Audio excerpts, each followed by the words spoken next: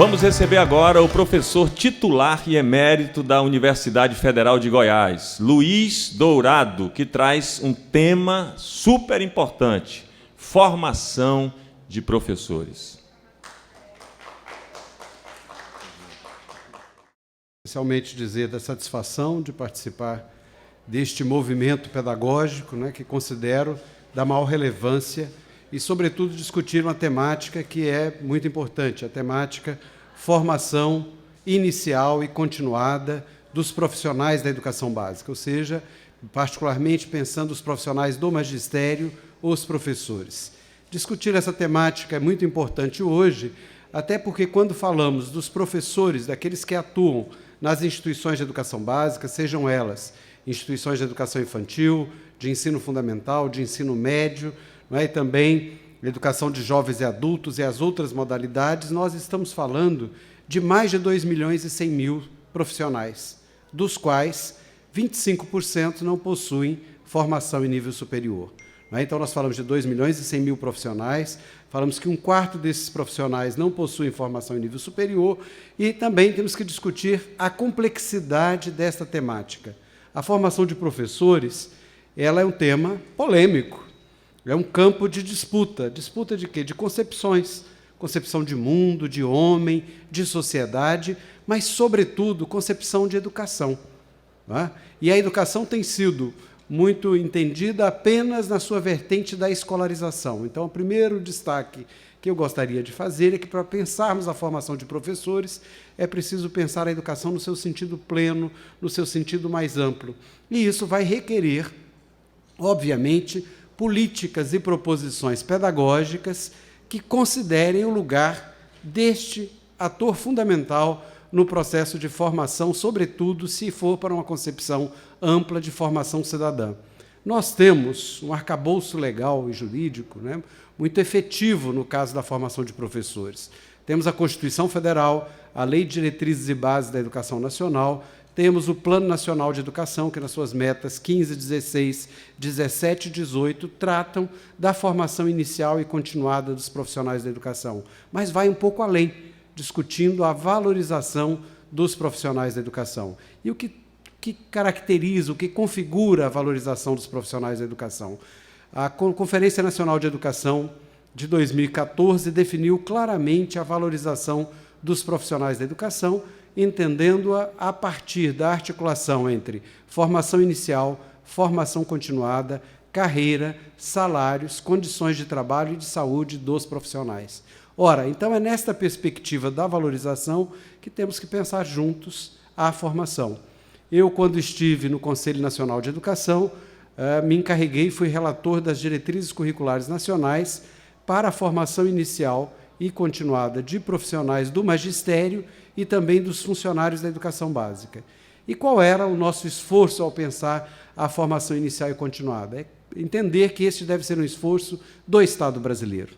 Pensar a formação de professores nessa perspectiva articulada com a valorização desses profissionais, pensarmos induções e dinâmicas políticos-pedagógicas que possam contribuir com a melhoria do ensino e da educação no contexto da educação básica. Nós vivenciamos uma expansão muito significativa da educação básica na Bahia, no Brasil, de forma muito expressiva nos últimos anos. Saímos de uma educação básica que era entendida apenas como ensino fundamental, que era focalizada no ensino fundamental, e ela passou a ter uma abrangência de educação de 4 a 17 anos. Então, a educação básica obrigatória hoje no Brasil, quer dizer, desde 2009, pela Emenda Constitucional 59 de 2009, passou a ser uma educação que envolve o pré-escolar, 4 e 5 anos, o ensino fundamental e o ensino médio, a educação e o ensino médio.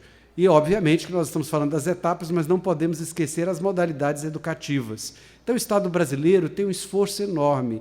E esta mudança na Constituição, ela definiu também que o Brasil deveria universalizar a educação básica até 2016.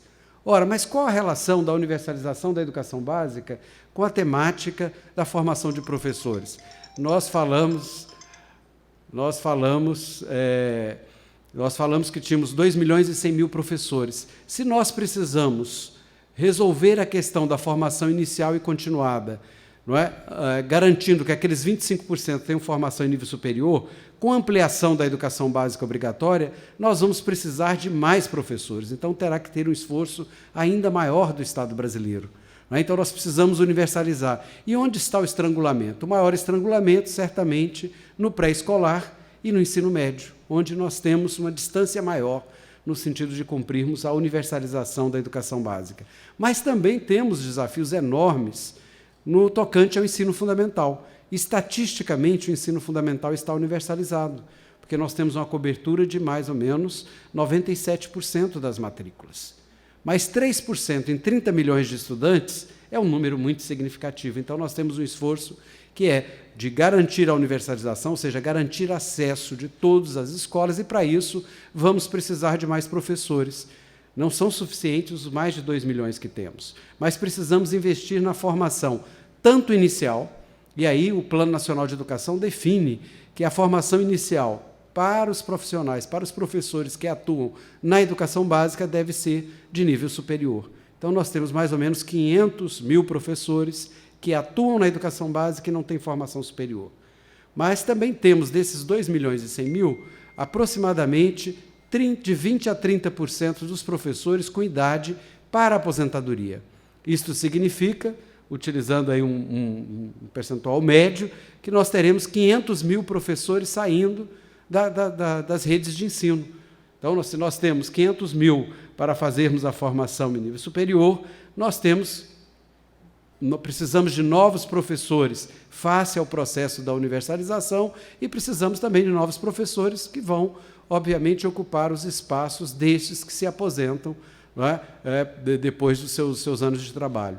Ora, face a esse desafio, o que nós precisamos mudar na formação inicial e continuada de professores? O esforço que fizemos no Conselho Nacional de Educação foi de pensarmos, não dá para dissociar, ou seja, não dá para separar formação inicial de formação continuada. É preciso pensá-las a partir de um projeto integrado. E quais seriam as bases, né? Quais seriam os princípios para esses projetos? Ora, basicamente, nós temos que considerar o que diz a Constituição Federal. A Constituição Federal diz que o ensino será ministrado nos seguintes princípios: igualdade de condições de acesso e permanência, liberdade de ensinar, aprender, pesquisar e divulgar o pensamento, a arte e o saber, pluralismo de ideias e concepções pedagógicas, gratuidade do ensino público em estabelecimentos oficiais, valorização dos profissionais da educação. Ora, mas nós falamos que a formação ela é um campo em disputa. E quais são as disputas que estão colocadas? Elas envolvem desde concepções. Qual é a concepção que nós temos do papel do professor? Qual é o horizonte formativo? Quais são as dinâmicas pedagógicas que estão ali colocadas? Qual a relação teoria e prática na formação desses profissionais? Quais são os locos? Quais são os espaços de formação de professores? No Brasil, nós temos a formação de professores predominantemente em instituições privadas. Então, há que se fazer um esforço de dar uma centralidade à formação de professores nas instituições públicas, uma vez que essas instituições, em sua maioria, são instituições universitárias. Então, boa parte da formação de professores ocorre em faculdades sem muitas condições objetivas para uma formação com qualidade. Se nós olharmos para o texto constitucional, nós vamos ver que temos alguns desafios, para pensarmos essa formação de professores. E eu diria que o maior é qual a compreensão de docência que nós temos. A Resolução 2 de 2015 do Conselho Nacional de Educação traz uma definição que eu acho que ajuda o nosso debate. O que diz a resolução? Ela diz que a docência é ação educativa e processo pedagógico, metódico e intencional. Ora, o que quer dizer um processo metódico e intencional? Primeira coisa, que quando nós falamos da formação de professores ou da atuação desses profissionais, nós estamos falando que é uma atuação dotada de sentido. Logo, ela precisa ser objeto de uma ação sistemática, pensada. Mas diz mais, construído nas relações sociais, étnico-raciais e produtivas, as quais influenciam conceitos, princípios e objetivos, desenvolvendo-se na articulação entre conhecimentos científicos e culturais. Logo, a formação de professores não pode estar apenas na alçada dos conhecimentos científicos, é preciso pensar as múltiplas linguagens, né, os processos formativos mais amplos. Mas, então, nessa articulação entre conhecimentos científicos e culturais, valores éticos e estéticos, inerentes a processos de aprendizagem, de socialização e de construção do conhecimento. Então, é nessa perspectiva ampla que devemos pensar a formação de professores. Mas é também nesta formação que nós devemos garantir não apenas o reconhecimento, mas a valorização das diferenças, né? Ou seja, numa articulação unidade na diversidade, nas suas diferentes dimensões, envolvendo a diversidade étnico-racial, sexual, de gênero, identidade de gênero, geracional, cultural, regional, além das diferenças cognitivas e físicas. Essa perspectiva ela é basilar, porque nós queremos uma educação que acolha e que recebam os estudantes, seja na educação infantil, no ensino fundamental, no ensino médio, nas modalidades educativas, mas que ela seja inclusiva no seu sentido mais abrangente. Para isso é fundamental não apenas respeitar ou tolerar as diferenças nas relações interpessoais, é necessário que elas façam parte do processo formativo. Isso necessariamente deverá produzir o quê? Implicações no currículo, na prática pedagógica e na gestão da instituição educativa. É por isso que essa formação inicial e continuada deve contemplar uma sólida formação teórica e interdisciplinar. É preciso que os diferentes campos do conhecimento tematizem, problematizem as instituições de educação básica, nas suas especificidades. Ora, como é que eu posso falar de educação infantil se não tiver claramente delineada uma concepção de infância? Um entendimento de que a educação infantil não deve ser o espaço da escolarização, mas o espaço do aprender, do lúdico, das vivências éticas e estéticas. De igual modo, qual a concepção que temos de ensino fundamental e de ensino médio? Qual a relação que temos com a juventude? Ou seja, é preciso pensar esses processos de maneira muito articuladas. É por isso que as questões socioambientais, estéticas e relativas à diversidade devem fazer parte do projeto formativo. Quais são os nossos desafios nessa questão, para nós, daqui a pouco, debatermos um pouco mais, a partir da participação de vocês? Ora, primeiro, entendemos que é um cenário complexo, logo ele exige das nossas instituições de educação básica e de educação superior uma grande articulação. Não é mais possível manter à distância educação básica e educação superior. É preciso pensar a integração desses dois níveis da educação. Mas é necessário também que nós desenvolvamos um projeto sólido no âmbito das nossas instituições. É necessário institucionalizar a formação de professores. Mas como? Como pensar? Quer dizer, o conjunto das nossas universidades já não tem a formação de professores instituídas? De algum modo, sim. Mas é necessário que isso seja um projeto institucional que venha impactar o plano de desenvolvimento institucional, seja, por exemplo, da Universidade Federal da Bahia, da Universidade Federal de Goiás, das nossas diferentes instituições, mesmo aquelas que não são universitárias. Não é? Então, é fundamental este plano, mas esse plano deve ser construído na articulação com os sistemas e instituições de educação básica. É necessário repensarmos que formação queremos, qual a compreensão que temos de teoria, de prática e da sua articulação. Nesse sentido, precisamos revisitar, rediscutir o estágio supervisionado. O nome diz supervisionado, mas nós temos muito estágio supervisionado que carece de supervisão. Ou seja, que não acontecem esses processos. Então, é preciso repensar. Mas nós também precisamos repensar a atuação da instituição da educação superior na instituição de educação básica. Qual é a contrapartida? Em que as nossas instituições contribuem para as instituições de educação básica? Então, essas são questões fundamentais. Como pensar a prática como componente curricular? Como pensar os processos e vivências que contribuam para que os estudantes compreendam a educação, os processos de escolarização, mas que também o façam de maneira contextualizada, não é? Compreendendo aí as diferentes interfaces que intervêm nesse processo. Então, acho que são esses alguns dos desafios para pensarmos a formação inicial e continuada. E o que a resolução traz ainda são as frentes formativas, né, apontando para, enquanto formação inicial, para a licenciatura, com 3.200 horas e 4 anos de duração, a segunda licenciatura e a formação pedagógica. E a formação continuada traz algo extremamente novo, que é de pensar que os próprios sistemas de ensino podem pensar a formação continuada para além das instituições universitárias. Querido professor Luiz Dourado, uma honra imensa tê-lo em Lauro de Freitas, na nossa Universidade de Verão. E a grande questão que eu trago para o senhor é, nós temos uma Universidade de Verão e um debate profundo sobre a educação básica. E a gente quer aproveitar esse momento para discutir uma nova política de formação básica para o município de Lauro de Freitas, notadamente a formação continuada. Como que o senhor vê o papel dos municípios na construção da formação inicial e continuada dos trabalhadores da educação?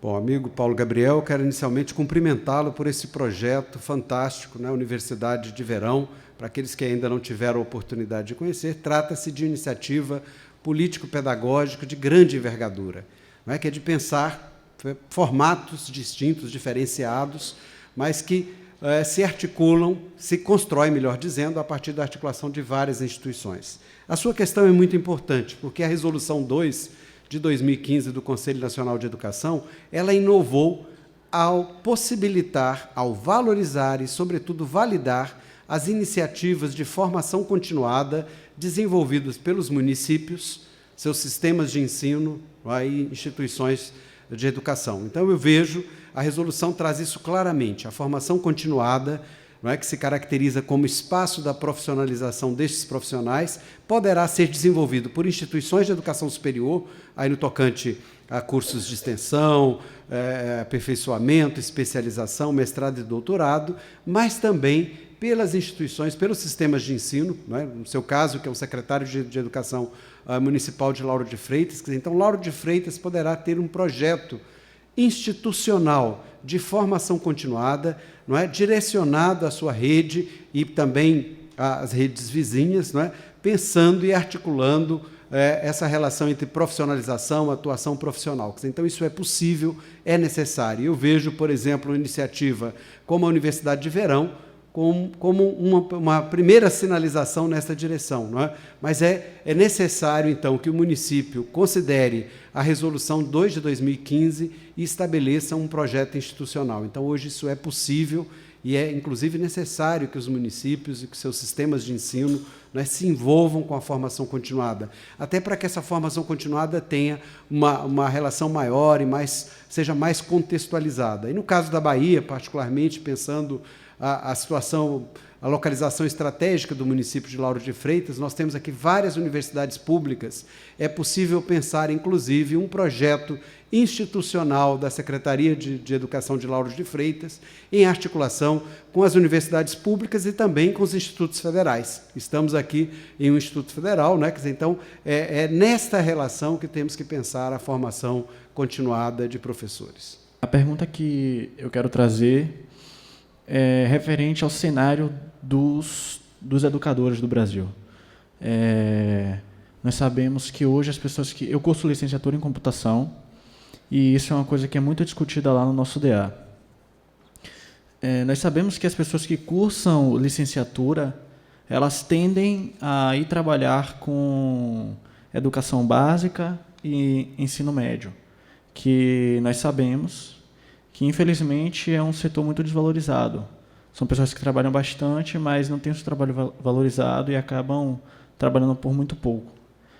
E as pessoas que acabam trabalhando com ensino superior, que é a parte mais valorizada da educação, o setor mais valorizado, que é o setor da pesquisa, enfim, são as pessoas que cursaram cursos de bacharelado. E nós, estudantes universitários, sabemos muito bem no que é que isso resulta. Professores completamente despreparados, sem muita didática, que têm muito conhecimento técnico, só que muitas das vezes acabam não sabendo como passar da melhor maneira aquele conhecimento para os alunos. E acabam comprometendo a educação desses estudantes universitários. Eu queria saber como nós, estudantes de licenciatura, podemos agir para evitar que esse ciclo continue se repetindo. E como aquelas pessoas que que estudam licenciatura e querem de fato estudar e trabalhar na área do ensino básico, do ensino fundamental e do ensino médio, como agir, como devemos fazer para valorizar o trabalho desses profissionais, que é um trabalho muito difícil também, tanto quanto a pesquisa. Ok. Bom, Felipe, eu te agradeço, acho que você traz aí questões muito importantes, né? Eu acho que a primeira delas é que nós temos que romper com a dicotomia bacharelado e licenciatura. Nós precisamos pensar um esforço na educação superior em que haja uma integração maior. Então, o que eu costumo dizer é que nós só vamos avançar na formação de professores quanto mais nós construirmos a identidade das licenciaturas. E a construção da identidade das licenciaturas não significa uma oposição ao bacharelado. Essa é a primeira questão que eu gostaria de trazer. Segundo, é dizer que a educação básica, ela envolve a educação infantil, o ensino fundamental e o ensino médio. Então, quando nós pensamos a formação do licenciado, é para atuar nessas etapas e também nas modalidades educativas. E qual é a grande questão? Não é? Quer dizer, a grande questão que você traz são as condições objetivas de trabalho desses profissionais. É por isso que eu trouxe o conceito da valorização dos profissionais. A Resolução 2 de 2015, ela trouxe um capítulo específico sobre valorização profissional. Porque qual era o nosso entendimento e é o meu entendimento? Não dá para falar de formação de professores dissociado da valorização. Nós precisamos, sim, melhorar a formação de professores, mas precisamos daquela chave mais ampla, que é a valorização que envolve formação inicial, formação continuada, carreira, salários e condições de trabalho. Acho que este é o grande desafio. A outra questão que você traz diz respeito à necessidade de nós fazermos a formação dos profissionais que atuam na educação superior. Eu quero dizer que não é verdade que boa parte desses profissionais são bacharéis.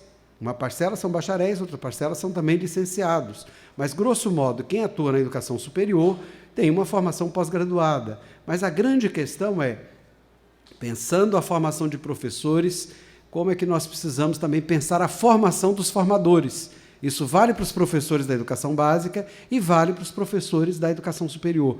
Nós temos já algumas experiências no Brasil, particularmente na universidade que venho, nós temos um curso de formação para os professores recém-admitidos. Isso faz parte do estágio probatório e, nesse curso, se discute, entre outras coisas, uma concepção de universidade, de formação, né, além das questões atinentes aí à relação teoria e prática, que não são apenas didáticas. Então, acho que é esse esforço, mas é um esforço sempre de pensar que não temos...